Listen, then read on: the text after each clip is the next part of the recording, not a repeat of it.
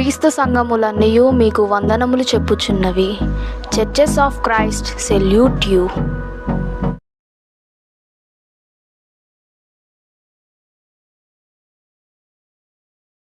ప్రార్థన చేసుకుందాం. ప్రార్థన చేసుకుని కొద్ది నిమిషాలు దేవుని వాక్యాన్ని ధ్యానించుకోవడానికి ప్రయత్నించాం. ప్రార్థన.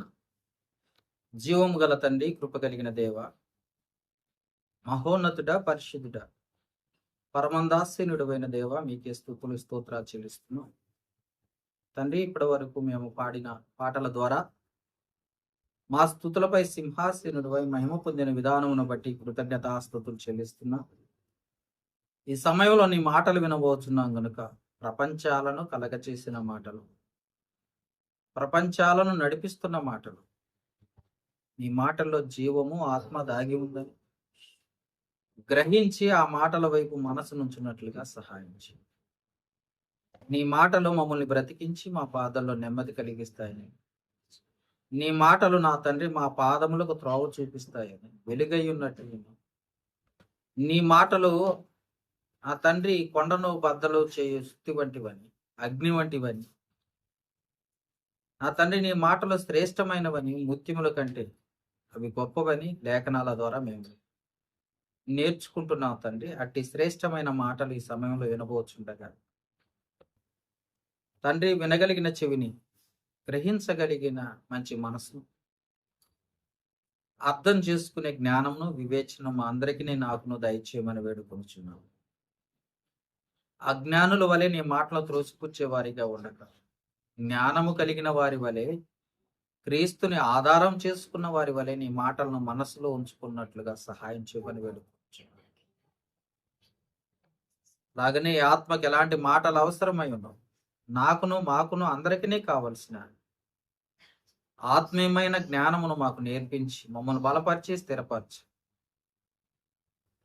ఎందరైతే నీ మాటలు వింటున్నారో వారందరితో మీరే మాట్లాడండి. ప్రతి బిడ్డను ఖండించి గద్దించి సరిచే నీకు ఇష్టమైన రీతిగా ఈ మార్గములో సిద్ధపరచుకుని మమ్మల్ని ఈ మహిమార్థమై నిలబెట్టుకుని ఘనత పొందమని వేడుకుంటాం. సమస్తమును ఎరిగిన దేవుడవు గనక ఈ సమయాన్ని మీకే అప్పగిస్తూ మీరే మాకు బోధిస్తున్నందుకు మరొకసారి కృతజ్ఞతాస్తుతులు చెల్లిస్తాం. ఈ మనవులు మా ప్రభువును రక్షకుడు క్రీస్తు యేసు నామంలో అడిగి వేడుకొనుచున్నాము మా పరమ తండ్రి, ఆమేన్. కూడి వచ్చిన దేవుని పిల్లలైన మీ అందరికీ కూడా మన ప్రభువును లోకరక్షకుడు యేసు క్రీస్తు ప్రశస్తమైన నామమును బట్టి మీ అందరికీ హృదయపూర్వక వందనాలు తెలియజేస్తున్నాను. ఈ సమయాన్ని ఇచ్చిన దేవాది దేవునికి మొదటిగా కృతజ్ఞతాస్తుతులు చెల్లిస్తున్నాను. గత 2 వారాల నుండి మనము మంచి అంశాలు నేర్చుకుంటున్నాం. గత 2 వారాల నుండి మనము క్రైస్తవ కుటుంబంలో ఉండాల్సిన లక్షణాలను గూర్చి ఒక్కొక్క పాయింట్ తీసుకొని మాట్లాడుతున్నాం, నేర్చుకుంటున్నాం. మొదటిది, సాటి అయిన సహాయం ఎవరు, దేవుడు ఎందుకు ఇచ్చాడు, ఏం చేయాలి అన్న మొదటి అంశం ద్వారా మనం మాట్లాడు. రెండోదిగా, పరిశుద్ధ స్త్రీలు అంటే విశ్వాసవంతమైన స్త్రీలు, విశ్వాసము లేని స్త్రీలు అని 2వ వారము మనం వాక్యం ద్వారా నేర్చుకున్నాం. ఇప్పుడు ఇది 3వ వారము, దేవుని పనిలో స్త్రీ పాత్ర ఏమిటి, దేవుని పనిలో స్త్రీ పాత్ర ఏంటి, లేదా సంఘంలో స్త్రీలు ఎందుకు మౌనంగా ఉండాలి, ఎక్కడ మౌనంగా ఉండాలి, ఎందుకు ఉండాలి, ఎక్కడ మాట్లాడాలి, ఎలా మాట్లాడాలి అన్న అంశం కూడా మనం నేర్చుకోవడానికి ప్రయత్నించేద్దాం. కాబట్టి ఈరోజు అంశం మరొకసారి గుర్తు చేస్తున్నాను. దేవుని పనిలో స్త్రీ పాత్ర ఏమిటి, దేవుని కార్యక్రమములలో, దేవుని యొక్క మందిరాల్లో, దేవుని యొక్క సంఘములో, దేవుని యొక్క సువార్తలో, దేవుని యొక్క పరిచర్యలో, దేవుని యొక్క పరిచర్య భాగంలో స్త్రీ పాత్ర ఎలా ఉంది, దేవుడు ఏమని చెప్తున్నాడు, పరిశుద్ధ గ్రంథాన్ని క్షుణ్ణంగా పిన్ టు పిన్, వాక్యం టు వాక్యం నేర్చుకుంటున్నాం. ఎందుకంటే బైబిల్ ఎక్కడ మాట్లాడమని చెప్తుందో అక్కడ మాట్లాడాలి. బైబిల్ ఎక్కడ మౌనంగా ఉందో మనం కూడా అక్కడే మౌనంగా ఉండాలి. ఎందుకంటే మరి మనం చాలాసార్లు చదువుకున్నాం. ద్వితీయోపదేశ కాండము 29:29 రహస్యములు యెహోవా వశములో ఉన్నాయట. ఆయన ఏది చెప్పాడో అదే మాట్లాడాలి. ఏది చెప్పలేదో దాని గురించి మనం మాట్లాడటానికి అర్హులం కాదు. దేవుడు అన్నీ తెలిసేటట్టుగా, దేవుడు మనుషులకు అందరికీ అర్థమయ్యే రీతిలో అన్ని విషయాలను, జరిగే విషయాలు, జరగబోయే విషయాలు, జరిగిన విషయాలు, ఆది కాలము, అనాది కాలము సమస్తాన్ని రాసి ఇచ్చిన దేవుడు, అన్నిటినీ తెలియజేసిన దేవుడు. మనము ఆ తెలియజేసిన విషయాలను మనకు అవసరం గనుక వాటిని మనం ధ్యానించి నేర్చుకోవాల్సిన అవసరత కలిగి ఉన్నాం. కాబట్టి ఈరోజు మన అంశం ఏంటంటే దేవుని పనిలో స్త్రీ పాత్ర ఏంటి అన్నది మనం నేర్చుకోవటానికి. అసలు స్త్రీ అనగానే దేవుని యొక్క సంఘములో, సహవాసములో, ఇంకా చెప్పాలంటే దేవుని మహిమార్థమైన విషయములో సమపాలి భాగస్తురాలు అని కూడా మనం చాలా సార్లు చదువుకున్నాం. ఇందాక చదువుకున్నాం పేతురు రాసిన మొదటి పత్రిక 3వ అధ్యాయం 7వ వచనములో జీవమను కృపావరములో మీతోటి పాలి భాగస్తులై ఉన్నారు అని కూడా మనం చదువుకున్నాం.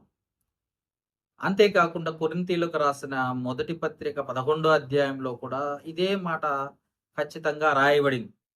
కాబట్టి దేవుని పనిలో కూడా వీళ్ళ పనేంటి, స్త్రీల పనేంటి, ఏం చేశారు అన్నది మొదటి నుండి మనం క్షుణ్ణంగా గమనించడానికి ప్రయత్నించాం. స్త్రీలు పనులు అనేక విధాలుగా ఉన్నాయన్న సంగతి మనం నేర్చుకుంటున్నాం. కాబట్టి చూద్దాం.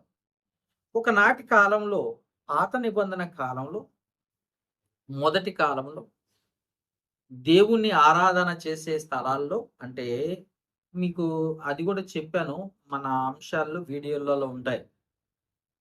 మొదటిగా బలిపీఠము రాళ్లతో ఏర్పరచబడింది, తర్వాత గుడారాలు, తర్వాత ఇలాగ మార్చబడుతూ వచ్చింది అన్న సంగతి ఆరాధన అనేది మనం తెలుసుకుంటున్నాం. అలాగనే ప్రత్యక్ష గుడారంలో స్త్రీ పాత్ర ఏంటన్నది మనం చూసినప్పుడు నిర్గమకాండము జాగ్రత్తగా మీరు వాక్యం టు వాక్యం చూడండి. ఎందుకంటే అలా ఉన్నదా లేదా అన్నది మనం పరిశీలించాలి. ఎవరు పడితే వాళ్ళు చెబితే తల బుర్రూపే వాళ్ళు క్రీస్తు సంఘ సభ్యులు కాదు. ఎందుకంటే మధ్యలో హల్లెలూయా అని అరిసి కూర్చోబెట్టేది కాదు ఇది. కాబట్టి వాక్యం టు వాక్యం నేర్చుకోవాలి మనం. వాక్యం ఏం చెబుతుందో దానికి మనం లోబడాలే తప్ప మనుషుల ఇష్టం వచ్చిన మాటలకు మనం లోబడాల్సిన అవసరం లేదు. కాబట్టి జ్ఞాపకం చేసుకుంది. నిర్గమకాండము 35వ అధ్యాయం 25వ వచనములో మరియు వివేక హృదయము గల స్త్రీలందరూ తమ చేతులతో వడికి తాము వడికిన నీల ధూమ్ర రక్తవర్ణములు గల నూలును సన్న నార నూలును తెచ్చిరి. ఎక్కడికి తెచ్చారంటే దేవుని పనిలోకి, దేవుని ప్రత్యక్ష గుడారములోనికి అలంకరించడానికి స్త్రీలు తీసుకొచ్చారట. అంటే ప్రత్యక్ష గుడారములో కూడా స్త్రీ పని ఉంది, పాత్ర ఉంది. అర్థమైందా? మొదటి నుండి స్త్రీ పాత్ర ఉంది దేవుని పనిలో.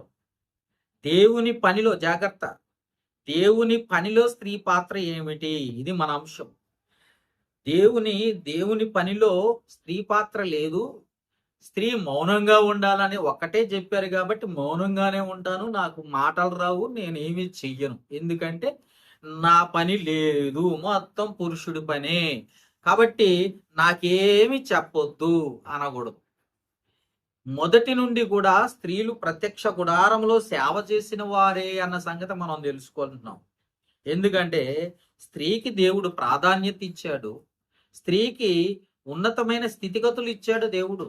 కాబట్టి క్రీస్తు సంఘంలో స్త్రీలు మౌనంగా ఉండటమే తప్ప ఇంక వాళ్ళు ఏమి చెయ్యొద్దు, ఏమి చెయ్యరు, చెయ్యకూడదు అని వాళ్ళు బోధిస్తున్నారు అనేది తప్పుడు బోధ. కాబట్టి జ్ఞాపకం చేసుకోండి, దేవుని పనిలో ప్రత్యక్ష గుడారంలో మొదటి నుండి కూడా స్త్రీ పాత్ర ఉంది, ఖచ్చితంగా ఉంది అన్నది చూస్తున్నాం. అంతేకాక స్త్రీలుగా న్యాయాధిపతులుగా ఉన్నారన్నది కూడా మనం చూస్తున్నాం. న్యాయాధిపతుల గ్రంథము 4 అధ్యాయం 4 చూడండి. ప్రజలను పరిపాలించే విషయములో కూడా స్త్రీ పాత్ర ఉంది. అర్థమైందా? ప్రజలను పరిపాలించే విషయంలో కూడా స్త్రీ పాత్ర ఉంది. లేదు అని అనటానికి లేదు. దేవుడు ఖచ్చితంగా వాళ్ళకు కూడా ఆ అధ్యక్షత ఇచ్చాడు. కాబట్టి గుర్తు చేసుకుంటున్నాం. న్యాయాధిపతుల గ్రంథము 4 అధ్యాయం 4 చదివితే, ఆ కాలమున లపిదోతునకు భార్య అయిన దెబోరాను ప్రవక్తిని ఇశ్రాయేలులకు న్యాయాధిపతిగా ఉండెను. దెబోరా అనే స్త్రీ ఇశ్రాయేలీలను పరిపాలించటానికి న్యాయాధిపతిగా దేవుణ్ణి ఎన్నుకున్నాడు. గుర్తుపెట్టుకోండి. దేవుని పనిలో దేవుని పనిని ముందుకు కొనసాగించటంలో స్త్రీ పాత్ర ఉంది. దేవుని పనిలో దేవుని పనిని ముందుకు కొనసాగించటంలో స్త్రీ పాత్ర ఉంది. నాకు అసలు సంబంధమే లేదు, ఆదివారం వెళ్ళి 1 గంట కూర్చొని నేను కూర్చొని వచ్చేస్తాను, ఇదే ఆరాధన, ఇలా చేస్తే చాలు అనుకునే కపట స్త్రీలు దేవునికి పనికిరారు. నీ వంతు బాధ్యత నువ్వు చెయ్యాలి. నీవు దేవునికి మహిమార్థమై జీవించాలి. దేవుని పనిలో నువ్వు ఉండాలి. నీ జీతం కూడా దేవుని చేతుల్లోనే ఉంది. గుర్తుపెట్టుకోవాల్సిన అవసరం ఉంది. ఎందుకంటే పనివాడు జీతానికి పాత్రుడు. పని చేయకుండా పరలోకం లేదు. కాబట్టి గుర్తుపెట్టుకోండి, దేవుని పనిలో స్త్రీలు కూడా ఉన్నారు. ఇంకా ఇంకొక స్త్రీ ఉంది, చూద్దాం. 5 అధ్యాయం 7 5 అధ్యాయం 7 న్యాయాధిపతుల గ్రంథము 5 అధ్యాయం 7 ఇశ్రాయేలీల అధిపతులు లేకపోయి దెబోరా అనే నేను రాకమును ఇశ్రాయేలులో నేను తల్లిగా నుండక మునుపు వారు లేకపోయి. అది సంగతి. ఏమో చెబుతుంది, ఒకప్పుడు నేను లేనప్పుడు, నేను రాకమునుపు అధిపతులు లేరు. దేవుని తరపున దేవుని ప్రవక్తనిగా నిలబడిందంట. నిలబెట్టుకున్నాడట దేవుడు. అంతగా దేవునికి గొప్పగా ఉపయోగపడింది. దేవుని మహిమార్థమై నిలబడింది. స్త్రీ అంటే ఒక పురుషుడు ఒక్కడే కదా దేవుని పని చేసేది, నేను కాదు అనుకోవటం పొరపాటు. స్త్రీ పాత్ర కూడా ఖచ్చితంగా ఉంది అని చెప్తుంది బైబిల్. అంతేకాకుండా స్త్రీలు అంటేనే మాతృమూర్తులుగా దేవుడు వారికి ఆధిక్యత ఇచ్చాడు. వాళ్ళకి లేదు అనడానికి లేదు. చూద్దామన్నమాట. సమూయేలు 1 గ్రంథము 2 అధ్యాయము 19 స్త్రీ పాత్ర గురించి చెప్తున్నాం మనం. గుర్తుపెట్టుకోండి, స్త్రీలు అంటేనే మాతృమూర్తులు. అర్థమైందా? సమూయేలు 1 గ్రంథము 2 అధ్యాయము 19 2 అధ్యాయము 19 చూడండి ఒకసారి. వాని తల్లి వానికి చిన్న అంగి ఒకటి కుట్టి ఏటేటా బలి అర్పించుటకు తన వెనుడితో కూడా వచ్చినప్పుడు అది సంగతే. ఇక్కడ తల్లి బాధ్యత ఏంటో తెలుసా? తన పిల్లలను ఆలనా పాలన చూసుకునే బాధ్యత కూడా తల్లిదే. మాతృమూర్తులు. అందుకే అంటున్నాం, దేవుడు వారికి ఇచ్చిన ఆధిక్యత గొప్పది. దేవుడు వారికి ఇచ్చిన గొప్పతనాన్ని మర్చిపోవద్దు. దేవుడిచ్చాడు, మనుషులు ఇచ్చింది కాదది, దేవుడిచ్చాడు. దేవుడు వారికి ఉన్నత స్థితిని ఇచ్చాడు. కాబట్టి జ్ఞాపకం చేసుకోండి, దేవుడిచ్చిన స్థితిగతులను కూడా మర్చిపోయే స్త్రీలు ఉన్నారు ఈరోజు. తల్లి పిల్లలను చంపేసే రోజులు. నిన్న వార్తను మనం చూస్తున్నాం. కన్న కూతురిని చంపేసిందంట తల్లి. మొన్న ఈ మధ్యనే రీసెంట్గా 1 వారం క్రితం అయితే కొడుకుని చంపేసుకుందంట తల్లి. భర్త మీద కోపంతో కొడుకుని చంపేసుకుంది.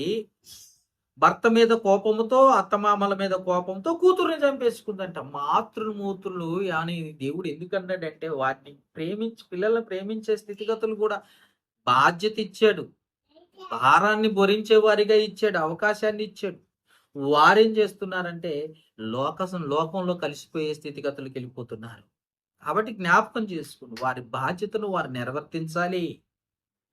వారికి ఉన్నత స్థితినిచ్చాడు. రాజుల 2వ గ్రంథం కూడా చూద్దాం ఒకసారి. రాజుల 2వ గ్రంథము 4 అధ్యాయం 20 రాజుల 2వ గ్రంథం 4 అధ్యాయం 20 చూద్దామా. 4వ అధ్యాయం 20వ వచనం. రాజుల 2వ గ్రంథము 4వ అధ్యాయం 20వ వచనం. వాడు బాలుని ఎత్తుకొని వాని తల్లి యొద్దకు తీసుకొని పోయిను. పిల్లవాడు మధ్యాహ్నం వరకు తల్లి తొడ మీద పండుకొని ఉండి చనిపోయాను అన్న మాటను మనం చూస్తాం. తల్లి అట చాలా ప్రేమ కలిగిందంట, పిల్లల పైన చాలా బాధ్యత కలిగిందంట. తండ్రి ఏం చేస్తాడంటే పనికి బయటికి వెళ్ళిపోతూ ఉంటాడు, ఉద్యోగ రీత్యా వ్యాపార రీత్యా బయటికి వెళ్ళిపోతాడు. కానీ పిల్లల బాధ్యత అనేది తల్లి తీసుకోవాలి. తల్లి లాలనలో పాలనలో పిల్లలు ఎదగాలి, తల్లే నేర్పించాలట. తల్లే మొదటి గురువు అట. పిల్లలకి మొదటి గురువు, మొదటి ఉపాధ్యాయురాలు, లేదా మొదటి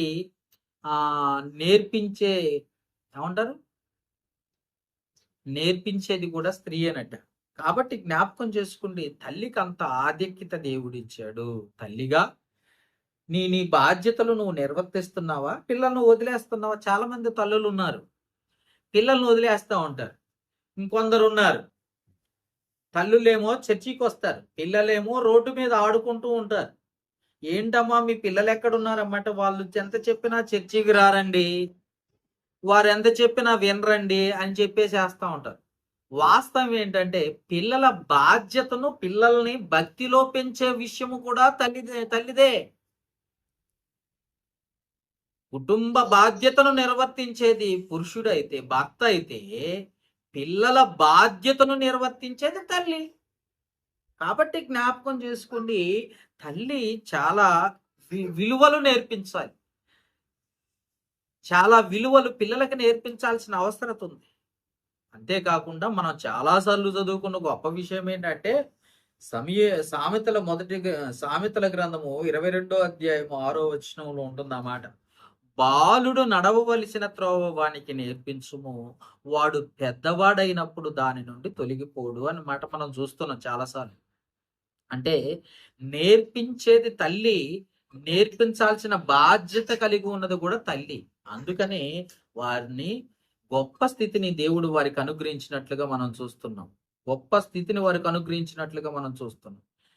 దేవుడు వారికి ఇచ్చిన ఆధిక్యతను వారు కాపాడుకోవాలి. వారు ప్రేమ కలిగి తన పిల్లలను పెంచుటలో వివేకముగా పెంచేవారిగా కూడా ఉండాల్సిన అవసరత కలిగి ఉన్నారు. అంతేకాకుండా కష్టకాలంలో భర్తను కాపాడే స్త్రీగా కూడా ఉండాలి. గుర్తుపెట్టుకోవాలి, పిల్లల్ని కాపాడటం, పిల్లల్ని పెంచటమే కాదు, ఇక్కడ కష్టాలలో వింటున్నారా, కష్టాలలో ఉన్నప్పుడట భర్తను కాపాడే స్త్రీగా ఉండాలంటే ఎవరు ఆమె ఉంది? ఇక్కడ చూద్దాం ఒకసారి. సమూయేలు మొదటి గ్రంథము 35వ అధ్యాయము 18వ వచనం చూడండి. సమూయేలు మొదటి గ్రంథము తీసారా, 35వ అధ్యాయము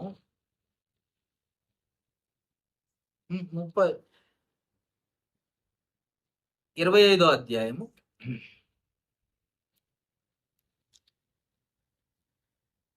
సమూయేలు మొదటి గ్రంథం 25వ అధ్యాయం 18వ వచనం చూద్దామా. దొరికిందా? సమూయేలు మొదటి గ్రంథము 25వ అధ్యాయం.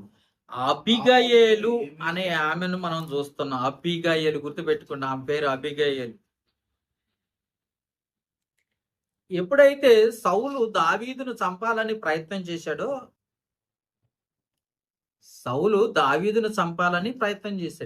ఎందుకంటే రాజు అయిపోతాడేమో, దేవుడిని ఆశీర్వాదం అంటే సౌలుకేమో 1000 కొలది, రాజుకు దావీదుకు 10,000 కొలదని ప్రజలు ఎప్పుడైతే అన్నారో, దేవుడు దావీదును రాజుగా ఎన్నుకుంటాడేమోనన్న అసూయతోటి దావీదును చంపాలని ప్రయత్నం చేశాడట. చాలాసార్లు ప్రయత్నం చేశాడట సౌలు మహారాజు. ప్రయత్నం చేసినప్పుడు దేవుడు ఎన్నిక చేసుకున్న రాజుని నేను చంపకూడదు అని దావీదు ఆ ప్రయత్నముల నుండి విరమించుకొని దూరంగా పారిపోవటం చేస్తున్నాడట. ఈ ప్రయత్నాల్లో ఒకరోజు ఒక ప్రాంతానికి వెళ్ళినప్పుడు, అబిగయేలు ఉండే ప్రాంతానికి వెళ్ళినప్పుడు వారు ఆహారము కొరకు అబిగయేలు ఇంటి దగ్గరికి వెళ్ళి ఆ దాసులను పంపించారట. ఆ పంపించినప్పుడు జరిగిన సందర్భం ఏంటంటే, తన భర్త దావీదును దావీదు యొక్క సైన్యాన్ని లెక్క లేకుండా మాట్లాడాడు. దేవుని యొక్క దాసుడైన దావీదు, గుర్తుపెట్టుకున్న యెహోవా నా కాబట్టి మనం చదువుకున్నాం చాలాసార్లు. దేవునికి అత్యంత ప్రియుడు దావీదు. అలాంటి దావీదును దేవుడు ఎన్నిక చేసుకున్నాడని తెలుసుకున్న తర్వాత కూడా దావీదును దావీదు సైన్యానికి కొంత భోజనం పెట్టండి అని అడగటానికి దాసులను పంపించినప్పుడు లెక్క చేయలేదట. లెక్క చేయకోకుండా నిర్లక్ష్యం చేసి వెళ్ళగొట్టాడట అబిగయేలు భర్త. వెళ్ళగొట్టినప్పుడు అప్పుడు ఏం చేయాలి? దావీదుకు కోపం వచ్చేసింది. అందుకే అక్కడ సందర్భం చదవండి ఇప్పుడు 18వ వచనం. అందుకు అబిగయేలు నాబాలుతో ఏమీ చెప్పక త్వరపడి 200 రొట్టెలను 2 ద్రాక్ష రసపు తిత్తులను వండిన 5 గొర్రెల మాంసమును 5 మానికల వేసిన ధాన్యమును 100 ద్రాక్ష గెలలను 200 అంజూరపు ఆడలను గార్ధబొమ్మల మీద వేసి, గార్ధబొమ్మ అంటే గాడిదల మీద వేసి తీసుకుని వెళ్ళిపోయిందంట. భర్తను చంపడానికి రెడీ అయ్యారట. ముందు వచనాలు చదివితే దావీదు ఇక లాభం లేదు, వాడు నా మాట వినలేదు. ఎవరాడు? నాబాలు, అబిగయేలు భర్త.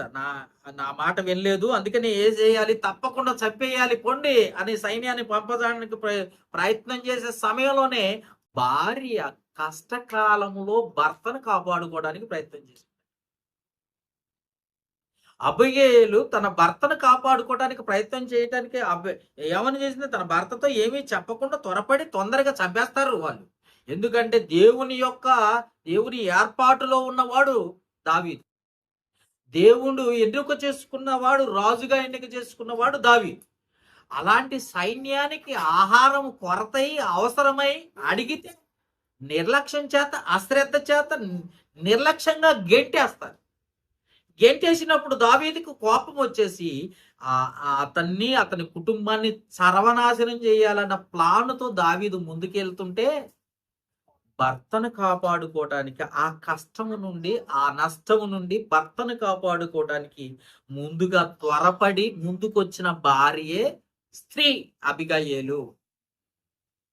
మనం కూడా చాలాసార్లు చూడాలి, భర్త కష్టాలు ఉన్నాయని, భర్త శ్రమల్లో ఉన్నాడని భార్య సహాయం చేసేదిగా, సాటి అయిన సహాయంగా నిలబడాలి, ఓదార్పునివ్వాలి, సహనాన్ని నేర్పించాలి, అవసరమైతే ఆ మార్గం కాదు ఇలాగో వెళ్ళాలి అని సలహాలు ఇవ్వాలి. లేదా కుటుంబ పోషణకు అవసరమైన ఇబ్బందులు ఉన్నప్పుడు ఆ కుటుంబాన్ని రక్షించుకోవటానికి, భర్తను రక్షించుకోవటానికి, భర్త కష్టాల్లో నుండి రక్షించుకోవటానికి ప్రయత్నం చేయాలి. భార్య బాధ్యత. చూసారా? భర్తను కాపాడుకున్నదట. ఈ అధ్యాయం మొత్తం చదివితే మీకు అర్థమైపోద్ది. ఎందుకంటే మనకంత టైం లేదు కాబట్టి మీకు వెంటనే కొన్ని రెఫరెన్స్లు ఇచ్చేసి చెప్పేస్తాను. భర్తను కష్టాల్లో నుండి కాపాడుకున్నదే భార్య. భర్త కష్టాల్లో ఉన్నాడని వదిలిపెట్టి వెళ్ళకపోకూడదు. భర్త కష్టపడుతుంటే ఇంకా కష్టాల్లోకి నెట్టేసే భార్యగా ఉండకూడదు. భర్త శోధనలో ఉంటే ఇంకా శోధనలో చిక్కుకోవాలని ఆశపడకూడదు. భర్త బాధ్యతను తన బాధ్యతగా మోసేటట్టుగా ఉండాలి భార్య. అవసరమైతే భర్తకి సహకారిగా ఉండాలి భార్య. సలహాలు ఇవ్వాలి భార్య. కుటుంబాన్ని రక్షించుకునే స్థితిగతులు ఉండాలి భార్య. అబిగయేలు తన భర్తను రక్షించుకుందంట. ఆ రోజు తన భర్త ప్రాణాలను కాపాడుకుందంట భార్య. ఈరోజు మనం చాలా మందిని చూస్తున్నాం. దాదాపు ఒక 6 నెలల నుండి చూస్తున్నాం. డ్రమ్ములు వేసి చంపటము. అవునా? భర్తల్ని ఎలా చెబుతున్నారంటే హనీమూన్కి తీసుకుపోయి ఒక ఆమె చంపేసింది. అర్థమైందా? ఇంకా రకరకాలుగా చంపటం మనం చూస్తున్నాం. సహకారిగా ఉండాలి. భర్తను రక్షించుకునే బాధ్యత క్రైస్తవురాలిగా నీ మీద, నా అందరి మీద ఉంది. కాబట్టి జ్ఞాపకం చేసుకోండి. రక్షించుకునే కష్టకాలంలో భర్తను కాపాడుకునే భార్యగా ఉండాలి. అబిగయలు చేసిన పని అది. అంతేకాకుండా సహాయపడే స్త్రీగా కూడా ఉండాలి. అపొస్తల కార్యముల గ్రంథము 9వ అధ్యాయము 36వ వచనములో, అపోస్తల కార్యముల గ్రంథము 9వ అధ్యాయము 36వ వచనం ఒకసారి చదవండి. మరియు యొప్పేలో ఉండెను. యొప్పేలో తబిత అను ఒక శిష్యురాలు ఉండెను. ఆమెకు భాషాంతరమున ద్వార్కా అని పేరు. ఆమె సత్క్రియలను ధర్మ కార్యములను బహుగా చేసి ఉండెను. చూసారా, ద్వార్కా కాదు తబిత.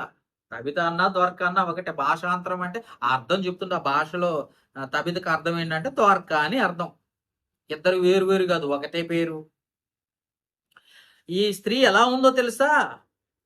ధర్మ కార్యములు దేవుని పనిలో సహకారిగా ఉందట. సహాయం చేసిందట, స్థిరంగా నిలబడి సహాయం చేసిందట. అంటే సహాయం చేయటంలో కూడా స్థిరమైన మనస్సు ఉండాలి. చూసారా, ధర్మ కార్యాలు చేయటంలో దోర్కా అనే ఆమె సత్క్రియలను ధర్మ కార్యములను బహుగా చేయుచుండెను అన్న మాటను మనం చూస్తాం. అంటే ధర్మ కార్యాలు చేస్తుంది, దేవుని పనిలో ఉండి దేవుని కొరకు బ్రతుకుతూ. అంటే సహాయపడటంలో కూడా స్థిరమైన మనసు కలిగి ఉంటున్నారు స్త్రీలు. ఒకప్పుడు అలా ఉండేవాళ్ళు. ఇప్పుడు ఏం చేస్తారో తెలుసా? సాటి అయిన సహాయంగా ఉండడం కాదు, దేవుని పనిలో సహకారిగా కాదు, సాటి అయిన సహాయంగా ఉండటం కూడా కష్టమే. ఇంకా దేవుని పనిలో సహాయం ఏడ అందిస్తారు? దేవుని పనిలో సహకారిగా ఉంటున్నారు. దేవుని పని అంటేనే వారు పాస్టర్ గారు చేసుకునే పని, కానీ మనకేం పని? ఆ పాస్టర్ గారు చేసుకుంటారంటే మా బాధ్యత కాదు, ఆయనే చూసుకుంటాడు. మొత్తం పనులన్నీ ఆయనే చూసుకుంటాడు, మా బాధ్యత లేదు. ఎందుకంటే క్రీస్తు సంఘంలో స్త్రీలు మౌనంగా ఉండమన్నారు, అందుకే మా బాధ్యత లేదండి అనే వాళ్ళు చాలా మంది ఉన్నారు. బాధ్యత కలిగి ఉండాలి, సహాయం చేయటంలో ముందుండాలి దేవుని పనిలో. ఇంకా సంఘ సేవ కార్యక్రమాల్లో కూడా ముందుండాలి. రోమీలకు రాసిన పత్రిక 16వ అధ్యాయం, 16వ అధ్యాయం 1 నుండి 6 వచనాలు చదివితే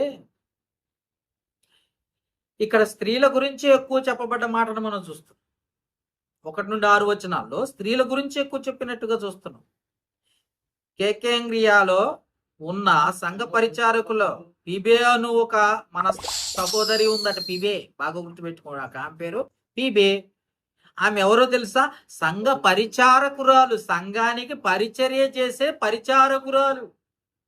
సంఘానికి ఏది అవసరమైందో, సంఘానికి ఎంత కొరత ఉందో, ఏది కొరత ఉందో, సంఘానికి అవసరాలు తీర్చే సహాయంగా నిలబడేది ఈమె ఫీబే అనే ఆమె. మన సహోదరిని పరిశుద్ధులకు తగినట్టుగా ప్రభువునందు చేర్చుకుని ఆమెకు మీ వలన కావలసిన ఏదైనా ఉన్న ఎడల సహాయం చేయవలని ఆమెను గూర్చి మీకు సిఫారసు చేయొచ్చు. పౌలు గారు చెప్తున్నాడు, సిఫారసు చేయుచున్నాను. ఆమె అనేకులకు నాకును సహాయకురాలై ఉంది. చూసారా, ఎంత గొప్పగా రాశారు పౌలు గారు. సహాయకురాలుగా నిలిచిందంట ఆమె దేవుని పనిలో, సంఘ పరిచర్యలో, సంఘ అవసరాల్లో, సంఘ కార్యక్రమాల్లో. ఈరోజు సంఘ కార్యక్రమాలంటే వెనకపోయే వాళ్ళు ఎక్కువైపోయారు. సంఘ అవసరాల కొరకు ప్రార్థన చేసే వాళ్ళే కరువైపోయారు. ఇంకెవరు? 3వ వచనం, క్రీస్తు యేసునందు నా జత పని వారైన ప్రిస్కిల్లా, భార్య అకుల, ప్రిస్కిల్లా అని ఇద్దరు ఉన్నారు, భార్యాభర్తలు వీళ్ళిద్దరు. ఇందుట్లో ప్రిస్కిల్లా అకులను వందనములు చెప్పుడి. వారు నా ప్రాణమునకు తన ప్రాణములను ఇచ్చుటకైనను తెగించిరి, మరియు వారి ఎంట సంఘమును నాకు వందనములు చెప్పుడి. నేను మాత్రము కాదు, అన్ని జనులలోని సంఘముల వారందరికీ వీరికి కృతజ్ఞులై ఉన్నారు. సరే, ఎంత గొప్పగా సహకారులుగా నిలిచారంటే అకుల, ప్రిస్కిల్లా దేవుని పనిలో. వారి కష్టార్జ ప్రాణమును వేయడానికి కూడా సిద్ధపడ్డారండి. ప్రాణం పెట్టేవాళ్ళు ఉన్నారండి ఈరోజు. పారిపోయే వాళ్ళు ఎక్కువ, ఆదివారం నాడు చర్చికి రాకుండా ఉండేవాళ్ళు ఎక్కువ. దొంగలు ఎక్కువ ఉన్నారు ఈనాటి కాలంలో. నిజమండి. ఎదుటివారు చేస్తుంటే వాళ్ళు చేస్తారు, నాకెందుకని తప్పించుకునే వాళ్ళు ఎక్కువ ఉన్నారు. ఎందుకంటే నా బాధ్యత, నా దేవుని పని నేనే చెయ్యాలి అని ముందుకొచ్చే వాళ్ళు కరువైపోయారు. నేను చేస్తాను అని ముందుకొచ్చే వాళ్ళు కరువైపోయారు. కాబట్టి గుర్తుపెట్టుకో. 5వ వచనం, ఆసియాలో క్రీస్తు ప్రథమ ఫలమై ఉన్న నా ప్రియుడకు ఎప్పటినేటుకు వందనములో మీ కొరకు బహుగా ప్రయాసపడి మరియకు కూడా ఉంది ఇక్కడ. మరి కూడా దేవుని సంఘంలో పరిచర్యలో పాలిభాగస్తురాలు, సహాయకురాలు. అంటే దేవుని పనిలో ఎంతమంది ఉన్నారా బైబిల్లో? అవును. మనం ఎందుకు చేయట్లా? మనం తింటాం, తొంగోటమేనా? అసలే ఎండాకాలం ఇంకెక్కువైపోయింది, ఏసీ వేసుకోవడం, పడుకోవటం. దేవుని పని ఎప్పుడు సహాయం చేస్తాం? దేవుని పనులు ఎప్పుడు సహకారిగా ఉంటాం? అసలు దేవుని పని ఏంటో కూడా మనకు తెలియని పరిస్థితి, దేవుని కార్యక్రమాలు ఏంటో మనకు తెలియని పరిస్థితి. అందుకే స్త్రీ బాధ్యత ఉందా? దేవుని పనిలో స్త్రీ పని ఉందా, పాత్ర ఉందా అంటే ఉంది. కానీ చెయ్యని వారు ఎక్కువ ఉన్నారు, చేసేవారు తక్కువైపోయారు. కాబట్టి జ్ఞాపకం చేసుకోండి, మీ బాధ్యతలు మీకు దేవుడు ఏర్పాటు చేశాడు ఈ పనిలో. ఇంకా చూద్దాం. ఫిలిప్పీలకు రాసిన పత్రిక 4వ అధ్యాయము 3వ వచనం చూడండి ఒకసారి. ఫిలిప్పీలకు రాసిన పత్రిక 4వ అధ్యాయం 3వ వచనంలో, అవును నిజమైన సహకారి ఆ స్త్రీలు క్లెమెంతుతోనూ నా ఇతర సహకారులతోనూ స్వార్థ పనిలో నాతో కూడా ప్రయాసపడిన వారు గనుక. స్వార్థ పనిలో, దేవుని పనిలోనట స్త్రీలు పనిలో ఉన్నారట, ప్రయాసపడ్డారట, సహకారులుగా ఉన్నారట దేవుని పనిలో. కొంతమంది స్త్రీలు ఉన్నారు, గృహాన్ని దర్శించి ప్రార్థన చేయడానికి వచ్చిన సేవకుడికి మంచినీళ్ళు కూడా ఇవ్వరు, గిన్నెడు చన్నీళ్ళు కూడా ఇచ్చేవాళ్ళే. ఇంక భోజనం ఏం పెడతారు? ఆదరించేది ఎప్పుడు? పరలోకానికి, నరకానికి కాదు పరలోకానికి నడిపించే సేవకుడిని ప్రోత్సహించేది ఎప్పుడు? బలపరిచేది ఎప్పుడు? మీ కుటుంబము కంటే సేవకుని కుటుంబము మిమ్మల్ని రక్షణ మార్గంలోకి నడిపిస్తుందన్న సంగతి ఎప్పుడు తెలుసుకుంటారు? చూడండి ఎంత గొప్పగా రాశారు పౌలు గారు. నేను చెప్పిన మాట కాదు, పౌలు గారు చెప్తున్న మాట. నా ఇతర సహకారులతోనూ సువార్త పనిలో నాతో కూడా ప్రయాసపడిన వారు గనుక వారికి సహాయం చేయమని నిన్ను వేడుకొనుచున్నాను. ఆ సహకారుల పేర్లు జీవ గ్రంథమందును వ్రాయబడి ఉన్నవి అన్నారు. అంటే స్త్రీల పేర్లు జీవ గ్రంథంలో రాయబడ్డాయట. ఆ స్త్రీల పేర్లు జీవ గ్రంథంలో ఎందుకు రాయబడ్డాయి? దేవుని పనిలో సహకారులుగా ఉన్నారు కనుక, పని చేసే వారికి సహకరిస్తున్నారు కనుక, ఆర్థికంగాను అనేక రకాలుగా సహకరిస్తున్నారు, దేవుని పనిలో నిలిచారు, దేవుని పని కొరకు బ్రతుకుతున్నారు ఆ స్త్రీలు. అందుకే వారి పేర్లు అంటే జీవ గ్రంథంలో ఉన్నాయి. మనం సహకరించము, దేవుని పనిలో ఉన్న వాళ్ళని నిర్లక్ష్యం చేస్తాం, వాళ్ళని చూసి నవ్వుతాం. మనకేడ కుదురుద్ది అండి? మీకంటే కుదురుద్ది, మీరు దేవుని పనిలో ఉన్నారు కనుక. మాకు కుదరదండి. మరి ఈ స్త్రీల సంగతి ఏంటి? వీళ్ళంత కష్టపడ్డారు దేవుని కోసం. మొదటి శతాబ్దంలోనే ఇంత కష్టపడ్డ స్త్రీలు ఉంటే 20వ శతాబ్దంలో ఉన్న మనం ఎంత కష్టపడాలి? పైగా ఆనాటి క్రీస్తు సంఘంలో ఉన్న స్త్రీలు దేవుని కొరకు ఎంత సమర్పణ కలిగి జీవిస్తే ఈనాటి స్త్రీలు దేవుని కొరకు ఎంత మాత్రం సమర్పణ కలిగి జీవిస్తున్నారు ఒకసారి ఆలోచించు. అందుకే దేవుని పనిలో స్త్రీ పాత్ర ఏంటో అర్థం కాని స్త్రీలుగా నిలిచిపోతున్నారు ఈ మధ్యకాలం. అంతేకాకుండా స్వార్థ సేవలో ఉన్నారట కొంతమంది స్త్రీలు. చూద్దాం ఒకసారి. రాజుల 2వ గ్రంథము. స్వార్థ సేవలో ఉన్నారా స్త్రీలు? అవును. రాజుల 2వ గ్రంథం 4వ అధ్యాయం 8వ వచనము. రాజుల 2వ గ్రంథము 4వ అధ్యాయం 8వ వచనం. ఒక దినమందు ఎలీషా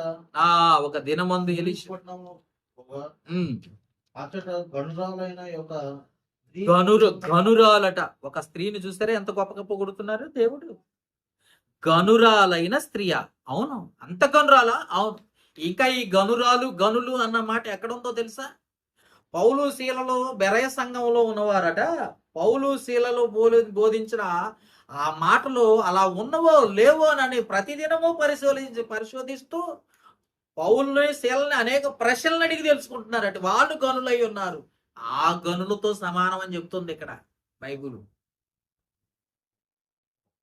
పౌలు చీలలు చెప్పిన వాక్యాన్ని పరిశీలించిన వారు గనులైతే, దేవుని వాక్యానికి లోబడుతున్న ఈమె ఎంత గొప్ప గనురాలో చూడండి. గనురాలయ్యి ఒక స్త్రీ భోజనముకు రమ్మని అతన్ని బలవంతము చేసిన గనుక అతడు ఆ మార్గమున వచ్చినప్పుడల్లా ఆమె ఇంట భోజనము చేయుచు వచ్చెను. ఒక దైవజనునికి భోజనం ప్రతి దినము. ఆయన ఎప్పుడైతే సువార్థికుడిగా సువార్త పనిలో ముందుకు కొనసాగినప్పుడల్లా, ఆ ప్రాంతానికి వెళ్ళినప్పుడల్లా, అయ్యా దైవజనుడా మా ఇంటికి వచ్చి భోజనం చేయని చెప్పేసి బ్రతిములాడుకుంటుందంట. మంచి విశ్వాసురాలు గనురాలు. బైబిల్ చెప్తున్నమాట, నా మాట కాదు. ఒక సేవకుడు ఇంటికి వచ్చాడంటే గిన్నెడు మంచినీళ్ళు ఇవ్వాలే కష్టం.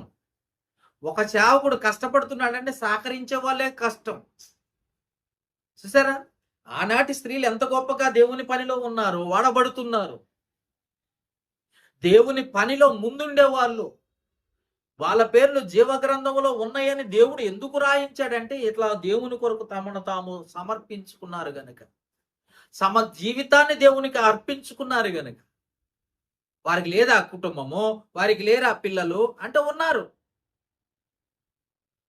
పిల్లలున్నా, కుటుంబం ఉన్నా, కుటుంబ బాధ్యతలు ఉన్నా కానీ దేవుని పనిలో ఉన్నారు. మరి ఈనాటి క్రైస్తవుల్లో, ఈనాటి స్త్రీలలో ఏది చెప్పినా మాకు కుటుంబం ఉందండి, పిల్లలు ఉన్నారండి. కుటుంబాన్ని ఇచ్చిన దేవుడే, గర్భఫలాన్ని ఇచ్చిన దేవునికే దేవుని పనిలో ఉండకోకుండా దొంగలుగా మారిపోతున్నారు ఈరోజు. కాబట్టి జ్ఞాపకం చేసుకోండి, ఖచ్చితమైన విషయాలు ఇవి. ఖచ్చితమైన విషయాలు. దేవుని సేవలో ఎలీషా గారికి ఆ ప్రాంతానికి వచ్చినప్పుడు షునేమీరాలైన ఆ పట్టణంలో ఉన్న స్త్రీ అట, గనురాలైన స్త్రీ ఆయనకు భోజనం చేయమని బలవంతం చేసేదట.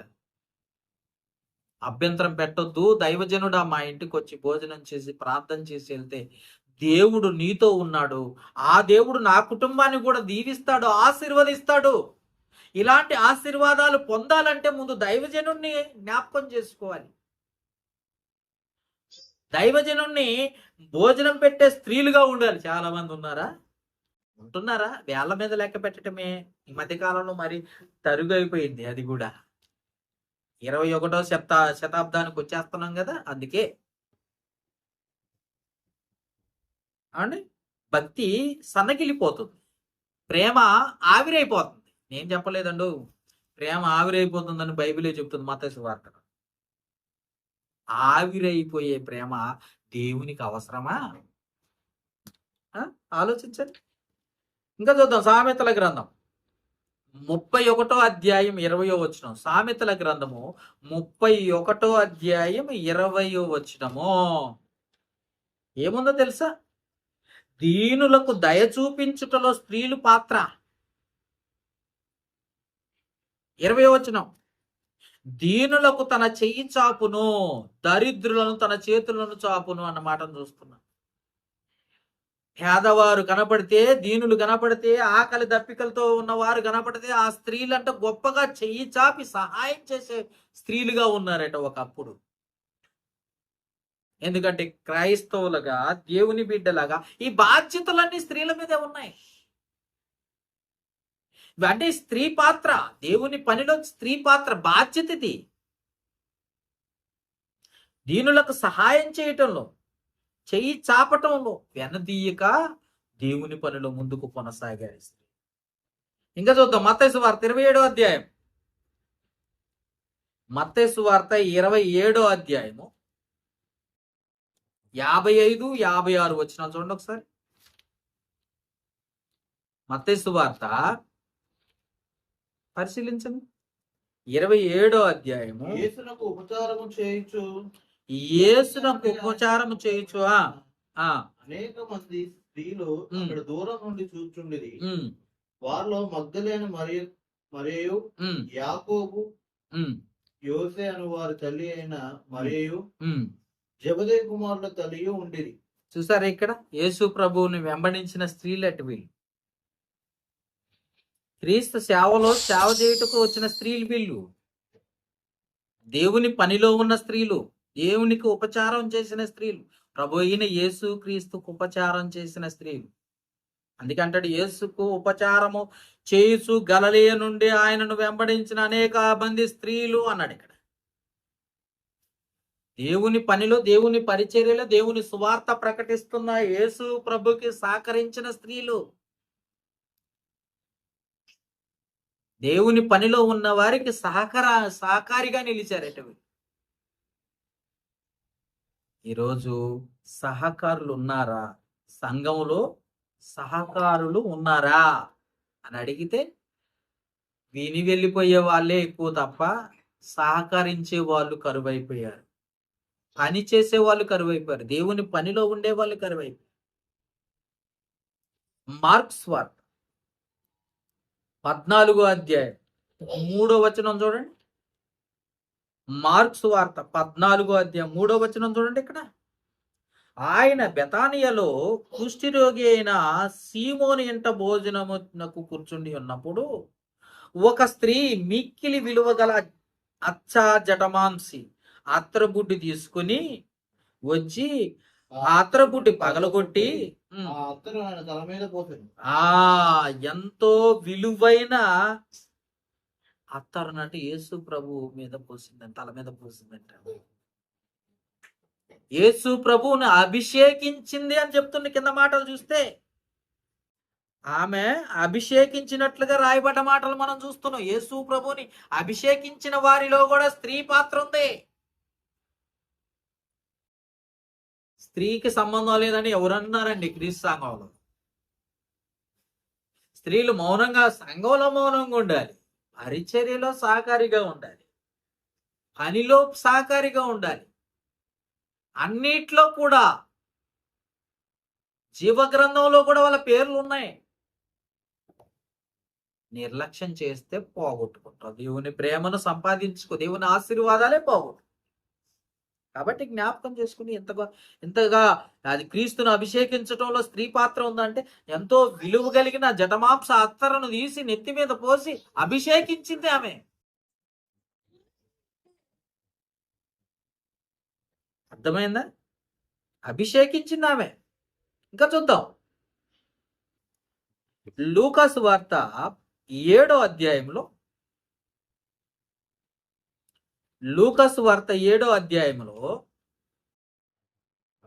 37-38 వచనాలు చూడండి. లూకాసు వార్త 7వ అధ్యాయం 37-38 వచనాలు. ఆ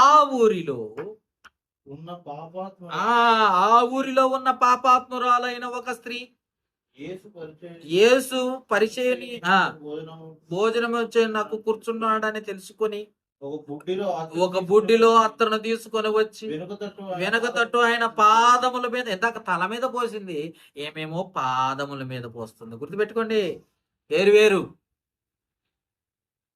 ఇద్దరు ఒకటేనని చెప్పేది దొంగ పాస్టర్లు ఎక్కువైపోయారు. అందుకే చెప్తున్నాను. అందుకే ఏమంటాడు, బుడ్డి అత్తరు తీసుకొని వచ్చి వెనక తట్టున ఆయన పాదముల మీద నిలవబడి కన్నీళ్లతో ఆయన పాదములను తడిపి తన తల వెంట్రుకలతో తుడిచి ఆయన పాదములను ముద్దు పెట్టుకుని ఆ అత్తరును వాటిని పూసెను అన్నమాట చూస్తాం. యేసు ప్రభు పాదాలు తుడిచింది ఒక స్త్రీ. కన్నీటితో విమోచకుని కాళ్ళు కడిగిందంట ఒక స్త్రీ. రక్తం చిందించి పాప క్షమాపణ కలగజేసే విమోచకుడు, పాపము నుండి విమోచించేవాడు, విమోచకుని యొక్క పాదాలు కడిగిన వారిలో స్త్రీ పాత్ర ఉంది. ఎంత గొప్ప ఉద్దేశం, ఎంత గొప్ప మనస్సు, ఎంత గొప్ప సమర్పణ కలిగిన వారు ఉన్నారు బైబిల్లో. అందుకే దేవుడు తక్కువ, అందుకే జీవం అనే కృపావరములో మీ తోటి పాలివారు వారు, వారిని విడిచిపెట్టకు. వారి పాత్ర మొదటి నుండి ఉంది దేవుని పనిలో. నిర్లక్ష్యము, అశ్రద్ధ చేయొద్దు.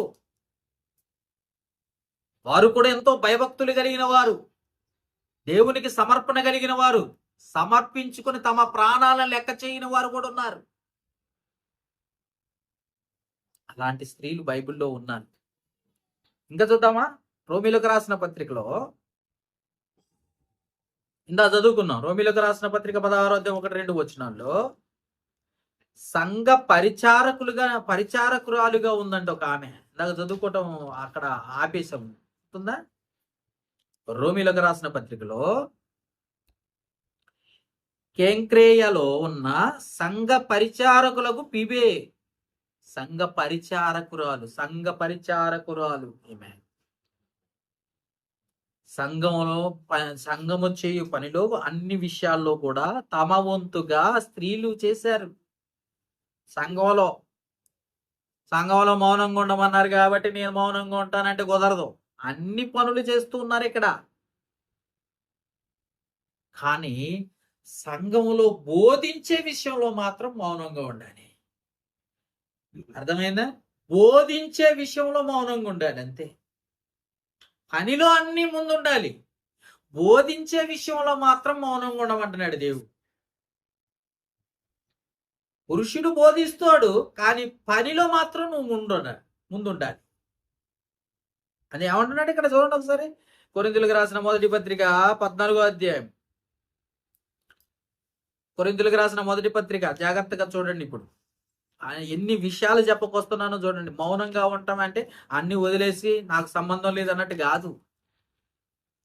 మీ బాధ్యత సహకారులుగా మరి పరిచర్యలోను అన్ని విషయాల్లోనూ మీరు సహకారం, కానీ బోధించే విషయాన్ని మాత్రం మౌనంగా ఉండాలి. చూడండి ఒకసారి కొరింథీయులకు రాసిన మొదటి పత్రిక 14వ అధ్యాయం 34-35 చూసారా? స్త్రీలు సంఘంలో మౌనంగా బోధించే విషయంలో మౌనంగా ఉండమన్నాడు.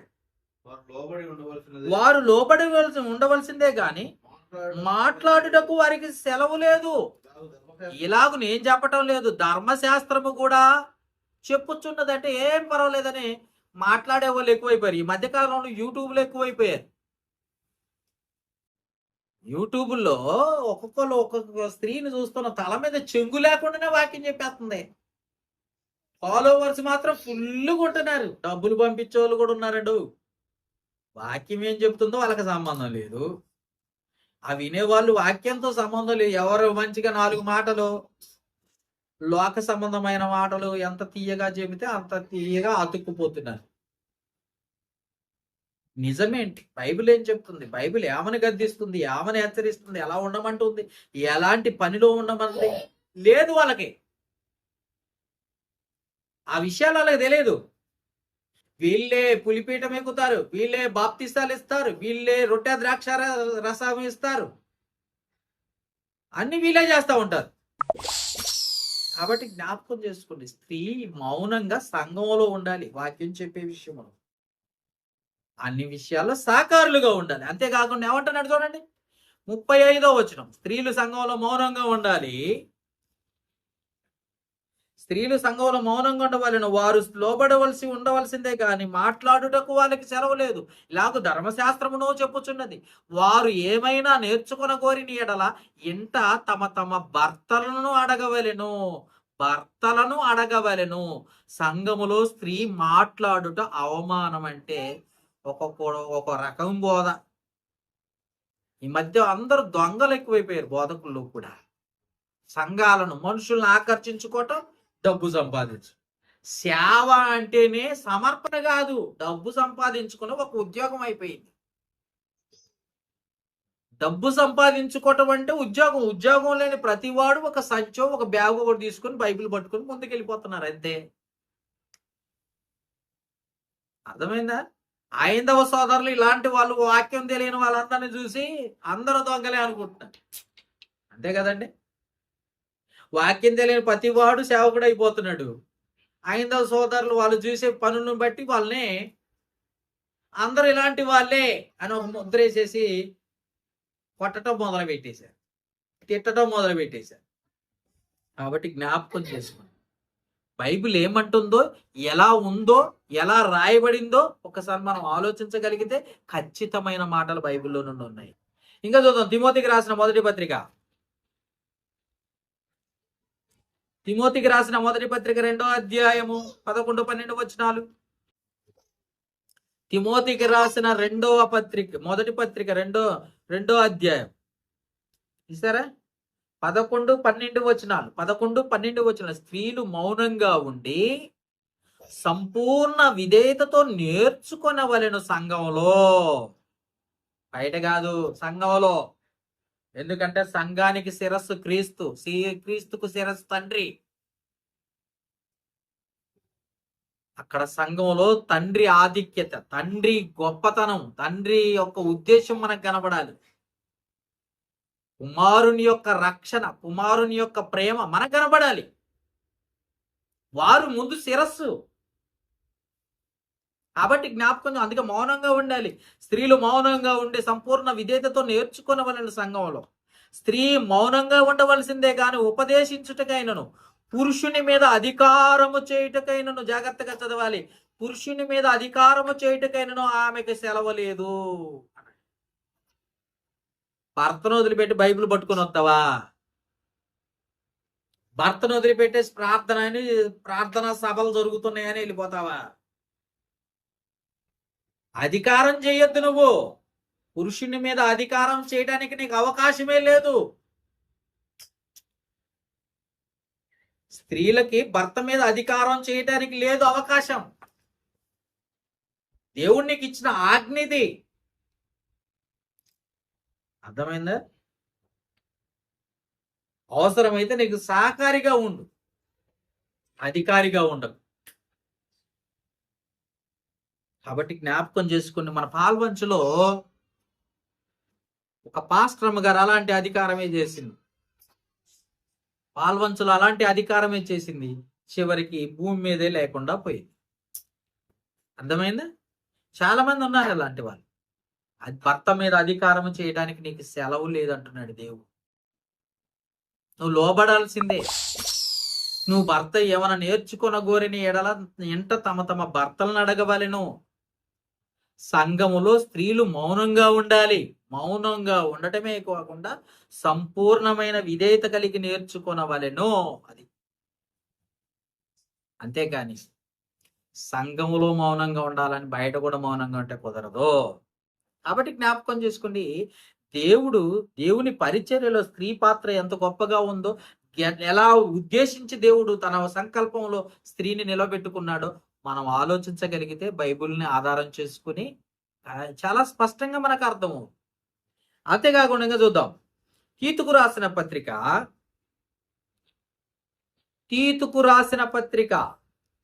2వ అధ్యాయం. జాగ్రత్తగా తీయాలి. తీతుకు రాసిన పత్రిక 2వ అధ్యాయము 3-5 వచనాలు కలిసి ఉన్నాయి, చదువుదాం. అలాగుననే రెండో అధ్యాయము, తీతుకు రాసిన పత్రిక 2వ అధ్యాయము 3-5 వచనాలు కలిసి ఉన్నాయి, చదువుదాం. అలాగుననే వృద్ధ స్త్రీలు కొండెగత్తెలను మిగుల మద్యపాన ఆసక్తులనై ఉండక. ఏంటి? స్త్రీలు మద్యపాన ఆసక్తుల అంటే 1వ శతాబ్దంలో కూడా మందు వేసే స్త్రీలు కనపడుతున్నారు ఇక్కడ. ఇప్పుడు పబ్బులకు పోయి, ఏమండి, మనం ఇప్పుడు చూస్తున్నాం, పబ్బులకు పోయి మందు వేసే స్త్రీలను చూస్తున్నాం. కానీ 1వ శతాబ్దంలో కూడా మందు తాగే స్త్రీలు ఉన్నారు ఇక్కడ బైబిల్లో. అందుకే రాశారు, చూడండి ఒకసారి. అలాగుననే వృద్ధ స్త్రీలను కొండెగత్తెలను మిగుల మద్యపాన ఆసక్తులనై ఉండక ప్రవర్తన యందు భయభక్తులు గల వారై ఉండవలనని దేవుని వాక్యము దూషింపబడకుండానట్లు యవ్వన స్త్రీలు తమ భర్తలకు లోబడి ఉండి తమ భర్తలను, శిశువులను, తన బిడ్డలను, శిశువులు అంటే ఎవరు అనుకున్నారా? శిశువులు అంటే తమ బిడ్డలను ప్రేమించువారును, స్వస్థబుద్ధి గల వారును, పవిత్రులను, తన ఎంట ఉండే పని చేసుకుని వారును మంచివారునై ఉండవలనని బుద్ధి చెప్పుచు మంచి ఉపదేశము చేయువారునై ఉండవలనని బోధించుము అన్నాడు ఇక్కడ. చూసారా? జాగ్రత్త. ఇతరులకు బోధించి, బయట సంఘంలో కాదు, ఇతరులకు బోధించే స్త్రీలు ఇక్కడ, బోధించే బాధ్యత కలిగిన స్త్రీలు ఉన్నారు ఇక్కడ. సంఘంలో కాదు, బయట ఎంతమందికి బోధిస్తున్నావు? సత్యమును, సత్యవాక్యమును ఎంతమందికి బోధిస్తున్న స్త్రీలు ఉన్నారు? ఒక్కసారి ఆలోచించండి. అర్థమైందా? ఉపదేశించే స్త్రీలు ఉన్నారు ఇక్కడ. యోహాను సువార్త 4వ అధ్యాయంలో సమరయ స్త్రీని చూద్దాం ఒకసారి. యోహాను సువార్త 4వ అధ్యాయం. యోహాను సువార్త 4వ అధ్యాయం 28-30 వచనాలు. 28-30 వచనాలు చూద్దాం. ఆ స్త్రీ తన కుండ విడిచిపెట్టి ఊరిలోనికి వెళ్ళి, ఉమ్. మీరు వచ్చి ఆ. నేను చేసినవన్నీ నాతో చెప్పిన మనుషుని చూడుడి, ఆ, ఈయన క్రీస్తు కూడా ఉమ్. ఈయన క్రీస్తు కాడా అని ఆ ఈయన ఊరి క్రీస్తు వారు కాడా అని ఆ ఊరి వారితో చెప్పగా వారు ఊరిలో నుండి బయలుదేరి ఆయన యొద్దకు వచ్చుండిరి. ఆలోగా శిష్యులు బోధకుడా బోధకుడా, భోజనం చేయమని ఆయన వేడుకునేది. ఆ, అందుకు ఆయన భుజించుటకు మీకు తెలియని ఆహారం ఇక్కడ జాగ్రత్తగా ఆలోచించండి. నేను యేసు ప్రభువును చూశాను, ఆయనే క్రీస్తు అని ఊరి వారికి చెబుతుందంట, స్వార్థ ప్రకటిస్తుంది. అది మనకు కావాల్సిన విషయం. అర్థమైందా? దేవుని పనిలో స్త్రీ పాత్ర మన అంశం. ఊరిలోకి వచ్చేసి సమరయ స్త్రీ ఏం చేస్తుందంటే సువార్త ప్రకటిస్తుంది. ఆయనే క్రీస్తు. క్రీస్తు అంటే అభిషక్తుడు, అభిషేకింపబడిన వాడు. దేని మీద సంఘము మీద, సంఘమనే రాజ్యం మీద అభిషేకింపబడిన వాడు, దేవుని చేత ఏర్పాటు చేయబడిన వాడు, ఆయనే రక్షకుడు అని బోధిస్తుంది అక్కడ. అప్పుడు ఆ ఊరు వాళ్ళందరూ కలిసి వినేసి వెంటనే వారు ఆ ఊరి నుండి బయలుదేరి ఆయన వద్దకు వెళ్ళిపోతున్న సువార్త వినటానికి. సువార్త ప్రకటించిందా అంటే ప్రకటించింది. అర్థమైందా? సమరయ స్త్రీ అంటే సువార్తను ప్రకటించింది, ఊరు వాళ్ళందరికీ ప్రకటించింది. సంఘంలో కాదు, అలా చెప్తున్నాను, సంఘంలో మౌనంగా ఉండాలి. కానీ ఊరిలో బోధించడానికి నీకు అధికారం ఉంది, అవకాశం ఉంది. స్త్రీలు మౌనంగా ఉండమన్నారని బయట కూర్చొని మౌనంగా ఉంటానంటే కుదరదు. బయట ఉన్నాయి. సంఘంలో మౌనంగా ఉండాలి. ఇంట తమ భర్తలను అడగాలి. బయట వారికి నువ్వు సువార్త ప్రకటించాలి. తమ ఇంటిలో పని వారికి సువార్త ప్రకటించాలి. పిల్లలకి సువార్త ప్రకటించాలి. దేవుని గురించి తెలియచేయాలి. ఇది బాధ్యత. యోహాను రాసిన 2వ పత్రిక, యోహాను రాసిన 2వ పత్రిక తీసారా? యోహాను రాసిన 2వ పత్రిక 1వ అధ్యాయం 1వ వచనం తీసారా? ఇక్కడ సంఘ పెద్దగా ఉందంట ఒక అమ్మగారు సంఘానికి పెద్దగా ఉందంట. సంఘ పెద్దలు ఉంటారు కదా, అందుట్లో స్త్రీలు ఉన్నారు. చూడండి ఒకసారి మాట. పెద్దనైన నేను ఏర్పరచబడినదైన అమ్మగారికి ఆమె పిల్లలకును శుభమని చెప్పి వ్రాయినది అన్న మాటను చూస్తుంది. సంఘానికి పెద్దట అమ్మగారు. అంటే స్త్రీల్లో సంఘ పెద్దలు కూడా ఉన్నారా అంటే ఉన్నారు. వాళ్ళు కూడా నిజమైన సమర్పణ కలిగిన వారు ఉన్నారు ఇక్కడ. ఎంతసేపటికే పురుషులదే రాజ్యం, పురుషులే చేయాలి, పురుషులే ఉండాలి, పురుషులే కాదు కాదు కాదు కాదు స్త్రీలు కూడా ఉన్నారు. సహజీవం అనే కృపావరం అది. వారు సమపాళ్ళు, సహవాసములో ఉన్నవారు, సహకరించేవారు, పరిచర్యలో ఉన్నవారు, స్వార్థలో సహకారిగా నిలిచిన వారు. అపోస్తల కార్యముల గ్రంథం 21వ అధ్యాయం. అపోస్తల కార్యముల గ్రంథం 21వ అధ్యాయం 21వ అధ్యాయం తీసారా? 8-9 వచనాలు చూడండి ఒకసారి. 8-9 వచనాలు. మరునాడు మేము బయలుదేరి మరునాడు వచ్చి ఉమ్. ఏడుగురిలో ఒకడు సువార్తికుడైన ఫిలిప్పు ఎంట ప్రవేశించి అతని వద్ద ఉంటిమి. కన్యకులుగా ఉన్న కుమార్తెలు ఎంతమంది అంట? 9 కుమార్తెలు అతనుకుండిరి. వారు ప్రవశించువారు. జాగ్రత్తగా చూడండి. వారు ఏం చేస్తారట? సువార్తను ప్రకటించేవారు, ప్రవశించువారు అని రాయబడి. అంటే పిలుపుకు ఉన్న కుమార్తెలు 9 కుమార్తెలు. పిలుపు గారికి 9 కుమార్తెలట. అసలు పెళ్లి కాలేదని చెప్పి వాడు కొత్త బోధకుడు వచ్చారు చాలా మంది. ఫిలిప్ గారికి పెళ్ళైంది ఆయనకు నలుగురు కూతుర్లు. నలుగురు కూతుర్లు ఏం చేసేవాళ్ళట? సువార్తను ప్రకటించేవారు. సంఘంలో స్త్రీలు మౌనంగా ఉండాలి, బయట సువార్త ప్రకటించే బాధ్యత ఉంది. స్త్రీ బాధ్యత సహకారి పనిలో. పురుషుడు ఉన్నప్పుడు సహకారి, స్త్రీ ఉన్నప్పుడు సువార్త ప్రకటించేవు. అర్థమైందా? దేవుని పనిలో స్వార్థ సేవలో స్త్రీలు. మనం ఇప్పుడు చదువుకుంటున్న పాయింట్. రోమీలకు రాసిన పత్రిక 16వ అధ్యాయము 12వ వచనం చూడండి. రోమీలకు రాసిన పత్రిక 16వ అధ్యాయం 12వ వచనం. ప్రభువునందు ప్రయాసపడుతూ తృప్తైనకు త్రిపోసనకును వందనములు, ప్రియురాలగు పెర్సిస్కును వందనములు. ఆమె అమ్మో, ఆమె చాలా పని చేస్తుందంట. ప్రభువునందు ప్రయాసపడుతుందంట. ఆమె బహుగా ప్రయాసపడినట్ట. ఆమె ఎంతో గొప్ప సహకారిగా ఉందంట. ఆమె పెర్సిస్కు వందనాలు. ఆమె చాలా పని చేసిందండి. ఎంతమంది పనిలో ఉన్నారండి స్త్రీలు? ఎంతమంది సహకారులుగా ఉన్నారండి? ఎంతమంది దేవుని పరిచర్యలో ఉన్నారండి? ఎంతమంది స్వార్థ ప్రకటించే వారికి సహకారులుగా ఉన్నారండి? ఒకసారి ఆలోచించండి. అర్థమైందా? రోమీలకు రాసిన అదే 16వ అధ్యాయం 3వ వచనంలో కూడా ఆమె అకుల ప్రిస్కిల్లాలు కూడా దేవుని పనిలో ప్రాణమును అర్పించే వారిగా ఉన్నారట. ప్రాణాన్ని అర్పించే వారిగా ఉన్నారట. పౌలు గారికి జత పనివారట వాళ్ళు. అసలే పౌలు గారికి జత పనివారు అని చెప్తున్నారు. ఇంత గొప్ప స్థితిగతులు దేవుడు వారికి ఇస్తే ఆ స్థితిగతులను నిలవబెట్టుకున్నారట. వారి విశ్వాసాన్ని నిలవబెట్టుకున్నారట దేవుని ఎదుట. అంత సంపూర్ణమైన సమర్పణ కలిగి దేవుని పని చేశారట.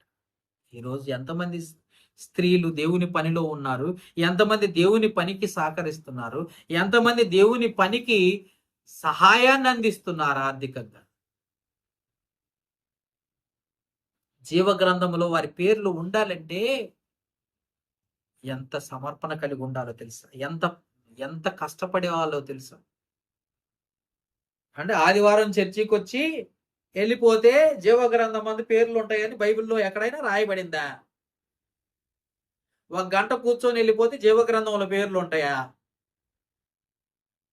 పని చేయకపోతే జీతం వస్తుందా? కష్టపడకపోతే కూలి డబ్బులు వస్తాయా అండి? ప్రతి దానికి దాని వెనక కష్టం ఉంటుంది. ఆ కష్టానికి ప్రతిఫలం ఉంటుంది. రేపొద్దున పరలోకం పోవాలని అనుకుంటే ఏం చేసావు దేవుని కోసం అని అడిగితే ఏం చెప్తావు? నువ్వు ఏమని చెప్తావు? ఏం చేసావని చెప్తావు? ఎన్ని ఆత్మలు రక్షించావని చెప్తావు? ఎంతమందిని దేవుని సన్నిధికి నడిపించావనే చెప్తావు? నడిపించబడిన వారు ఎంతమంది నిలిచారని చెప్తావు? ఆలోచించు. అందుకే అంటున్నాడు బైబిల్ ఖచ్చితమైన మాట. తిమోతికి రాసిన మొదటి పత్రిక 5వ అధ్యాయము 10వ వచనం. 5వ అధ్యాయము 10వ వచనం.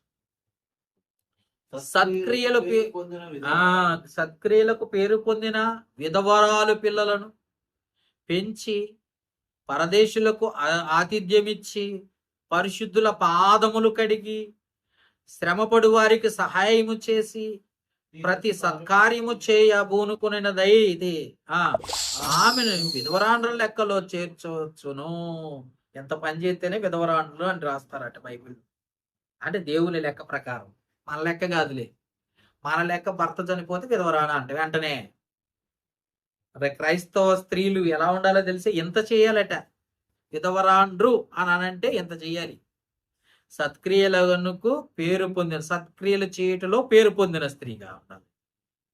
అంతేకాక పిల్లల్ని పెంచే విషయంలో కూడా మంచి విశ్వాసంలో పెంచే స్త్రీగా ఉండాలి. పరదేశులకు ఆతిథ్యం ఇచ్చే విషయంలో ముందు ఉండాలి.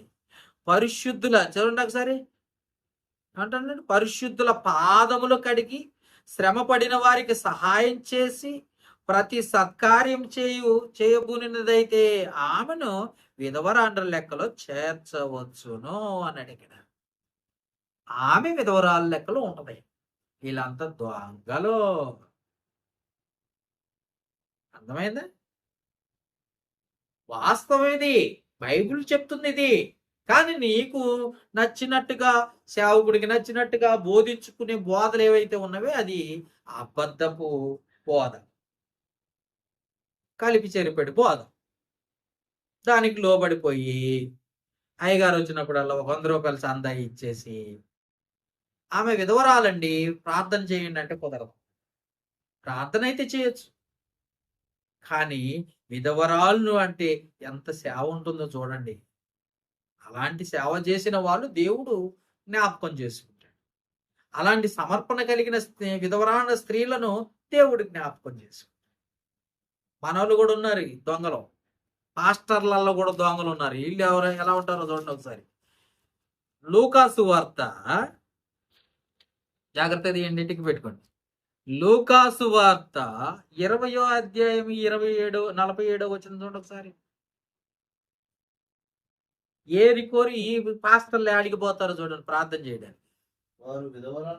వారు విధవరాండ్ర ఎండలో ద్రిగమింగుచు మాయావేశముగా దీర్ఘ ప్రార్థనలు చేయుదురు, వారు మరి విశేషముగా శిక్ష పొందుదురని తన శిష్యులతో చెప్పాను. వీళ్ళు దొంగ పాస్టర్. అర్థమైందా? విధవరాండ్ర ఎండ్లే ఎన్నుకుంటారట. ఎందుకంటే డబ్బులు బాగిస్తారని. ప్రార్థన చేయండి అయ్యా, మాకు భర్త లేడు, పిల్లలు ఎలా ఉన్నారు అలా ఉన్నారని ఏడ్చుకుంటూ ప్రార్థన చేయించుకుంటారు కదా వీళ్ళు. పాస్టర్లు కూడా వాళ్ళని ఎన్నుక చేసుకుంటారు, ఎందుకంటే బాగా డబ్బులు వస్తాయని. సందాలు కావాలి కదా. అసలు దశమా భాగాలకు బాగా అలవాటు పడ్డారు మన పాస్టర్లు. బ్రతకటం నేర్చుకున్నారంటే, బతకటం నేర్చుకున్న పాస్టర్లు వీళ్ళంతా. దేవుని కొరకు బ్రతికే వాళ్ళు లేరు, డబ్బు కోసము ఇదొక ఉద్యోగంగా. అర్థమైందా? ఇలాంటి వారు ఉన్నారు. ఇలాంటి వారిని జ్ఞాపకం చేసుకోండి. అందుకే స్త్రీ అంటే, విధవరాండ్రు అంటే ఎంత చెయ్యాలంటే ఎంత చేస్తేనే విధవరాండ్రుల లెక్కలోకి వస్తుంది, దేవుని ఆశీర్వాదాలు పొందడానికి అవకాశం ఉంటుంది. ఇంకా చూద్దాం, కీర్తనల గ్రంథము 68వ అధ్యాయం 11వ వచనం చూడండి ఒకసారి. కీర్తనల గ్రంథం 68వ అధ్యాయం 11వ వచనం. 68వ కీర్తన 11వ వచనము చూసారా? 11వ వచనం దొరికిందా? కీర్తన గ్రంథం 68:11. ప్రభువు మాట సెలవిచ్చుచున్నాడు. ప్రభువు మాట సెలవిచ్చుచున్నాడు, జాగ్రత్తగా చూడండి. దానిని ప్రకటించు స్త్రీలు గొప్ప సైన్యముగా ఉన్నారు. ఒకటే మాట చెప్పేశాడు.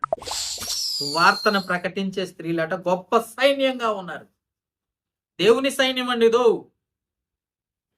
లోక సైన్యం కాదు ఇది. కత్తులు పట్టుకొని తిప్పే సైన్యం కాదు. అర్థమైందా? దేవుని సైన్యం, దానిని ప్రకటించు స్త్రీలు గొప్ప సైన్యంగా ఉన్నారు. అంటే సువార్త ప్రకటించే స్త్రీ ఎవరు చెప్తున్నారో తెలుసా? యెహోవా చెప్తున్నారు. తండ్రి అయిన దేవుడు చెప్తున్న మాట ఇది. సువార్త ప్రకటించే స్త్రీలు అంటే సైన్యం, దేవునికి ఒక సైన్యంగా ఉన్నారు. ఉన్నారా? సైన్యంగా ఉన్నారండి? సార్ ఆలోచించు. కాబట్టి జ్ఞాపకం చేసుకుంటాం. ఈ విషయాలన్నీ ఎందుకు చెప్తున్నానంటే, దేవుని పనిలో స్త్రీ పాత్ర, కుటుంబ బాధ్యతలో స్త్రీ పాత్ర, కష్టకాలంలో భర్తను ఆదుకునే స్త్రీ పాత్ర, పిల్లల్ని ఆదుకునే స్త్రీ పాత్ర. సరే, ఎన్ని విషయాలు. వీళ్ళలో ప్రవక్తనీలు కూడా ఉన్నారండి చాలా మంది. మిరియాము అనే ఒక ప్రవక్తని. నిర్గమకాండం 15వ అధ్యాయం 20వ వచనం రాసుకోండి, చెప్తాను. మిరియాము కూడా ఒక ప్రవక్తని. మిరియాము ఎవరు అంటే మోషే గారి అక్క. మోషే గారి అక్కగారు కూడా ఒక ప్రవక్తని. నిర్గమకాండం 15వ అధ్యాయం 20వ వచనం దాకా చదువుకున్నాం. దెబోరా అనే ఆమె కూడా ఒక ప్రవక్తని. న్యాయాధిపతుల గ్రంథం 4వ అధ్యాయం 4వ వచనం. దెబోరా కూడా ఒక ప్రవక్తని. స్వార్థ ప్రకటించటంలో ముందు దేవుని పనిలో. హుల్దా ఈమె కూడా ఒక ప్రవక్తని. రాజుల 2వ గ్రంథము 22వ అధ్యాయము 14వ వచనం. హుల్దా అనే ఆమె కూడా ఒక ప్రవక్తనే. నోవద్య నోవా కాదు ఇక్కడ, నోవద్య అనే స్త్రీ కూడా ఒక ప్రవక్తనే. నెహెమ్యా గ్రంథము 6వ అధ్యాయం 14వ వచనం ఉంటుంది ఆమె. ఆమె కూడా ఒక ప్రవక్తనే, దేవుని కోసం సమర్పణ కలిగిన వారు. అన్న, ఈ అన్న ఎవరో తెలుసా? ఈ అన్న అంటే ఆ అన్న గుర్తవుతుంది. ఈ అన్న చూద్దాం ఒకసారి. లూకాసు వార్త. ఆ అన్నేమో దేవుని సన్నిధిలో గర్భఫలం కొరకు ప్రార్థన చేసిన అన్న. ఈ అన్నేమో ఈ స్త్రీ ఎలా ఉందో చూద్దాం. 2వ అధ్యాయం, లూకాసు వార్త 2వ అధ్యాయం 36వ వచనం. లూకాసు వార్త 2వ అధ్యాయం 36వ వచనం. లూకాసు వార్త 2వ అధ్యాయం 36వ వచనం. మరియు ఆషేరు గోత్రికురాలును పనుయేలు కుమార్తె అయిన అన్న అను ఒక ప్రవక్తని ఉండెను. ఆమె కన్యత్వమును మొదలుకొని 7 ఏండ్లు పెనిమిడితో సంసారం చేసిన బహుకాలము గడిచినదై 24 సంవత్సరములు ఆ విధవరాలై ఉండి దేవాలయం విడవక ఉపవాస ప్రార్థనలతో రేయం పగళ్ళు సేవ చేస్తున్న స్త్రీ అట. మామూలు సేవ కాదు ఈమె. ఏదో భర్త చనిపోయాడట, ఇక దేవుని సేవలోనే ఉందంట. ఇక ఈ అన్న, ఆ అన్న వేరు, ఈ అన్న వేరు. పరిచర్య అండి, పరిచర్యలో పాలి భాగస్తురాలు ఈమె. అర్థమైందా? పరిచర్యలో పాలి భాగస్తురాలు వీళ్ళు. ఎంత గొప్ప స్త్రీలు బైబిల్లో ఉంటే మరి నువ్వెలా ఉండాలి? నువ్వెలా చేస్తున్నావు? నువ్వెంత సహకారిగాను? నువ్వెంత సువార్త ప్రకటిస్తున్నావు? నువ్వెంత దేవుని కార్యక్రమాల్లో ఉన్నావు? దేవుని పనిలో ఉన్నావు? ఒక్కసారి ఆలోచించు. అందుకే దేవుని పనిలో, సంఘములో స్త్రీ పాత్ర, దేవుని పనిలో స్త్రీ పాత్ర ఏంటి అన్న అంశం ద్వారా దేవుడు ఎన్నో విషయాలు పాత నిబంధన కాలం మొదటి నుండి ప్రత్యక్ష గుడారం నుండి స్త్రీ స్త్రీ స్త్రీ స్త్రీ ఇలా ఇలా ఇలా ఇలా అని చెప్పుకుంటూ వచ్చాడు. కానీ సంఘంలో మాత్రం మౌనంగా ఉండాలని చెప్పి, సంఘంలో మాత్రమే మౌనంగా ఉండేది. కానీ పరిచర్యలో మౌనంగా ఉండటం కాదు, సహకారిగా ఉండటంలో మౌనంగా కాదు, సువార్త బయట సువార్త ప్రకటించటంలో మౌనంగా ఉండమని లేదా? ఏమండి? కాబట్టి జ్ఞాపకం చేసుకోండి, ప్రతి విషయములో దేవుని పనిలో ముందున్న వారు, యేసు ప్రభువుని అభిషేకించిన వారు, యేసు ప్రభు పాదాలను కన్నీటితో కడిగి తుడిచిన వారు కూడా స్త్రీలే. యేసు ప్రభు పాదాల యొద్ద కూర్చొని విన్న మరియ కూడా స్త్రీయే. స్వార్థ. వీళ్ళందరూ ఎవరంటున్నారు? దేవుని కొరకు సమర్పణ కలిగిన వారు. వీళ్ళంతా దేవుని కొరకు నిలబడిన వారు. వీళ్ళంతా భర్తను కాపాడుకున్న అబిగయేలు కూడా భర్తను రక్షించుకుందంట కష్టకాలంలో. వీళ్ళంతా దేవుని కోసం నిలబడ్డవారు. వీళ్ళంతా మనం ఎంతవరకు సహకారిగా ఉన్నాము, ఎంతవరకు దేవుని పనిలో ఉన్నాము, ఎంతవరకు దేవుని స్వార్థను ప్రకటిస్తున్నాము, ఎంతవరకు సత్యవాక్యమును సరిగా అర్థం చేసుకుంటున్నామో ఒకసారి ఆలోచించుకుని వాక్యానుసారంగా ఉండి దేవుని సంతోషపెట్టి దేవుని కృపలో పాత్రులుగాను దేవుని ఆశీర్వాదాలు పొందేవారిగా ఉండటానికి ప్రయత్నం చేద్దాం. ప్రార్థన చేస్తాం. కృపా సత్య సంపూర్ణుడైన మా ప్రియ పరలోకపు తండ్రి, మహోన్నతుడా, పరిశుద్ధుడా, పరమందాసీనుడు అయిన మా కన్న తండ్రి, మీకే స్తుతులు స్తోత్రాలు చెల్లిస్తున్నాం. ఇప్పటి వరకు ఎన్నో విషయాలు, ఎంతో మంది స్త్రీలను గురించి ఆయన పాత నిబంధన నుండి కృత నిబంధన వరకు, సంఘములో ఉండే స్త్రీల నుండి విధవరాండ్ర వరకు స్వార్థ ప్రకటించటంలో, సహకారులుగా ఉండటంలో, జీవగ్రంథంలో పేరు సంపాదించుకునటంలో అనేక మంది స్త్రీలను గూర్చి మాకు తెలియజేసిన విధానమును బట్టి కృతజ్ఞతలు తండ్రి. ప్రతి వారు అలాంటి సంపూర్ణమైన సమర్పణలో, అలాంటి ఉద్దేశ్యముతో, అలాంటి సేవలో సహకారులుగా ఉండే మంచి మనసు బిడ్డలందరికీ దయచేయమని వేడుకోవచ్చు. ఇటు వాక్యం విన్నవారిని, చూసేవారిని కూడా దీవించి ఆశీర్వదించి తమ జీవితాలను దేవునికి అర్పించుకునే మంచి మనస్సాక్షి వారికి అనుగ్రహించమని వేడుకు ఈ మనవుడు మా ప్రభువును, లోకరక్షకుడు, క్రీస్తు యేసు నామంలో అడిగి వేడుకొనుచున్నాము మా పరమ తండ్రి. ఆమేన్.